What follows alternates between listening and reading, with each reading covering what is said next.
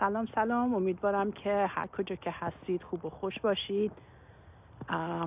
من در کانادا هستم و امروز هوا خوب بود. گفتم بیام بیرون، یه سگم رو بیارم بیرون ببینم کجاست. رفته اون دور داره برای خودش بازی میکنه. هم سگم رو بیارم بیرون، هم یه لایو بیام خودم اینجا معرفی بکنم. من مژگان هستم در تورنتو و من در آنلاین کار میکنم، مارکتینگ. میخواستم در مورد این اپورتونیتی خیلی خوب باهاتون صحبت بکنم و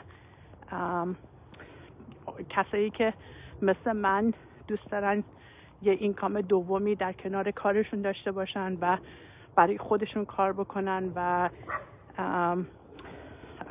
نمیخوان که تا آخر عمرشون برای کسی دیگه کار بکنن، شاید این اطلاعات به دردتون بخوره.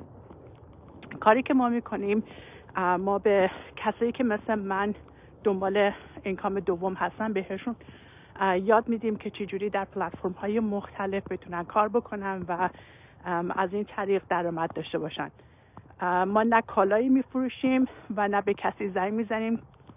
یکی از بهترین چیزی که توی این بیزنس هستش این هستش، برای اینکه من خودم اصلا دوست ندارم بخوام با تلفن هی بین اون زنگ بزنم و در مورد کارم باشون صحبت بکنم و بگم لطفاً بیاین به کار من و با من شریک باشین. ولی توی این بیزنس شما این کارو نمی کنید و چون بیزنس خودتون هستش، شما باید یه اینوستمنت خیلی کوچیکی توی این بیزنس داشته باشید تا بتونید بیزنس خودتون رو راه بندازید.